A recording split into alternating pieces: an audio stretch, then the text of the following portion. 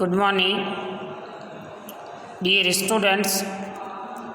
Gayatri school Sanchore की YouTube channel में आप सभी का स्वागत है। इस चैनल को ज़्यादा से ज़्यादा सब्सक्राइब करें, लाइक शेयर एवं कमेंट ज़रूर करें ताकि आपको 12th क्लास की एग्रीकल्चर बायोलॉजी से संबंधित नई क्लास उपलब्ध हो सके। आज का जो अपना टॉपिक है वो है सूत्रकृमि जनित रोग, यानी कि सूत्रकृमि के द्वारा पादपों में कौन कौन से रोग होते हैं, क्या इसके लक्षण हैं, क्या इसका रोगजनक है, कैसे रोग चक्र फैलता है, यानी कि रोग कैसे संचरित होता है, उसका लाइफ साइकिल क्या है और उस रोग को प्रबंधित करने के लिए हमें क्या उपाय करने चाहिए। तो आज का जो सूत्रकृमि जनित रोग है वो है गेहूं का मोलिया रोग के बारे में डिस्कशन करेंगे। खाद्यान्न की पुटी रोग की खोज सर्वप्रथम जर्मनी के वैज्ञानिक जे.जी. कोहन ने 1874 में की थी।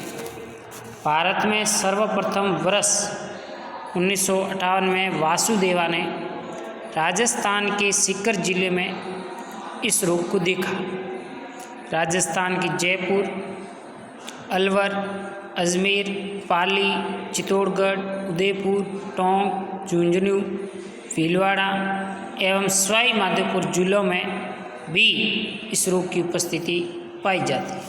राजस्थान के स्थानीय लोग इस रोग को मोलिया के नाम से पुकारते हैं क्योंकि ये रोग बंदर की उछाल की तरह खेत में छितरा हुआ पाया जाता है। गेहूं के मोलिया रोग के लक्षण क्या है?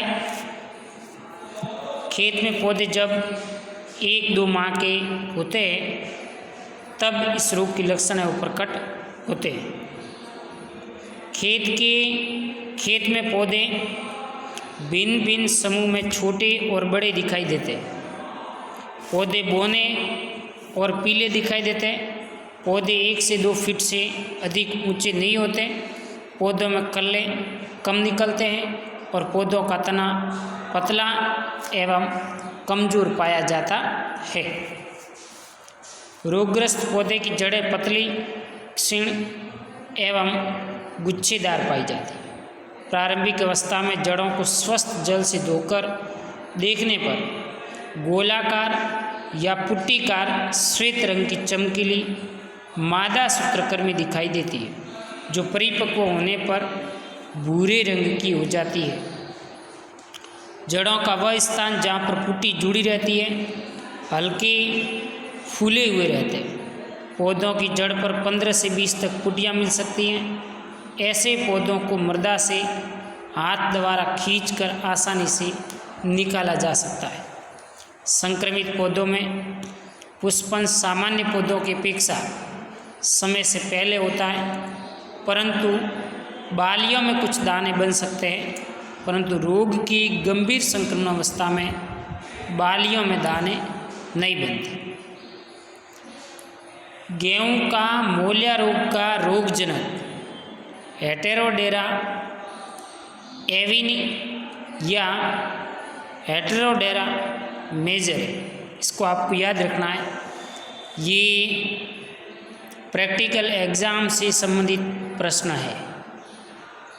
अब ये जो आपको चित्र दिखाई दे रहा है इस चित्र का फोटो आपके सामने रख दिया कि दिए गए प्रादर्श को पहचानिए।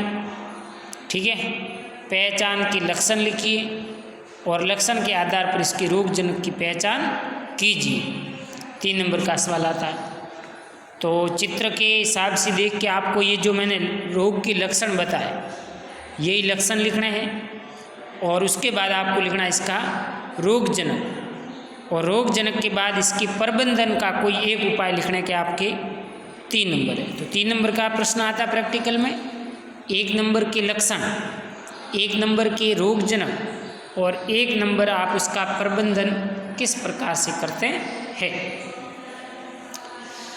रोगजनक गेहूं का मोलिया रोग का रोगजनक हेटेरोडेरा एविनी या हेटेरोडेरा मेजर। रोग चक्र, रोग का वार्षिक आवर्तन पुटियों के द्वारा होता है। पादप अवशेषों पर बने पुटियों में डिंबक एवं अंडे भरे रहते हैं, जो अगली फसल तक सुसुप्त अवस्था में बने रहते हैं तथा अनुकूल अवस्था आने पर सितंबर से नवंबर माह के मध्य गेहूँ जौ की बुआई होने पर अंडों से सूत्रकृमि के द्वितीय डिंबक अवस्था बाहर निकल आती है एवं जड़ों पर आक्रमण कर संक्रमण पैदा कर देती है। और इसी प्रकार फरवरी माह के तीसरे सप्ताह में जड़ों पर पुनः मादा सूत्रकृमि एवं पुटियाँ दिखाई देना प्रारंभ हो जाती है, जो अगली फसल में प्रारंभिक निवेश द्रव्य का कार्य करती है। तो ये है रोग चक्र।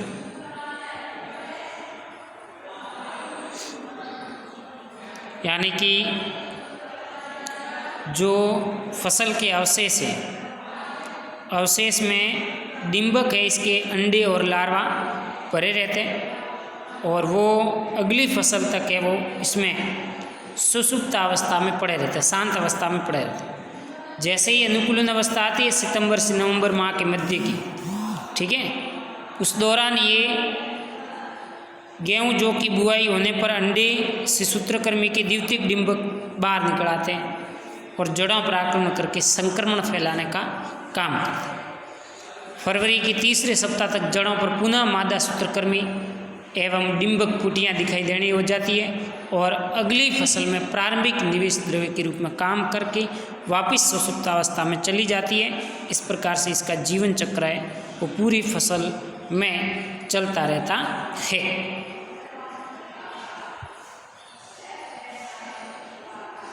बात करें गेहूं के मोलिया रोग के प्रबंधन की, तो प्रबंधन में एग्रोनॉमी के प्रबंधन में आप क्या करें, फसल चक्र अपनाएं, ठीक है।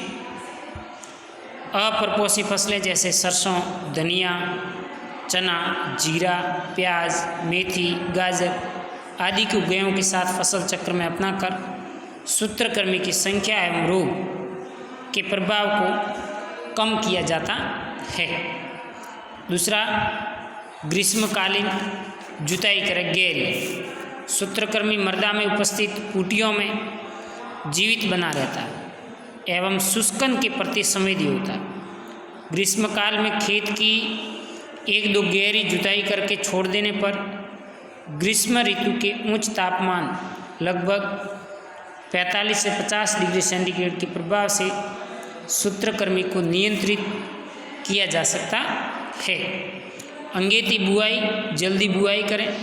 गेहूं की अंगेती बुआई करके परपोषी को सूत्रकृमि संक्रमण के अनुकूल अवस्था से बचाकर रोग का प्रबंधन किया जा सकता है।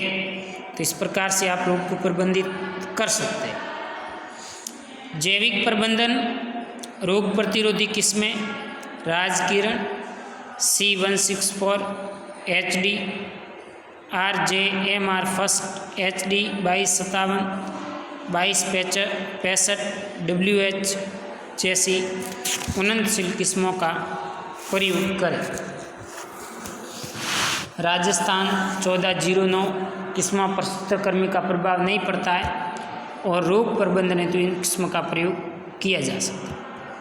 रासायनिक प्रबंधन में अत्यधिक संक्रमण की अवस्था में मृदा को 2 किलोग्राम प्रति हेक्टेयर की दर से LD कार्ब या कार्बोफ्यूरॉन का प्रयोग कर सूत्रकृमियों को नियंत्रित किया जा सकता है। इस प्रकार से आप मृदा को 2 किलोग्राम प्रति हेक्टेयर LD कार्ब और कार्बोफ्यूरॉन से उपचारित करके इन सूत्रकृमियों को नियंत्रण में लाया जा सकता है। Okay, thank you.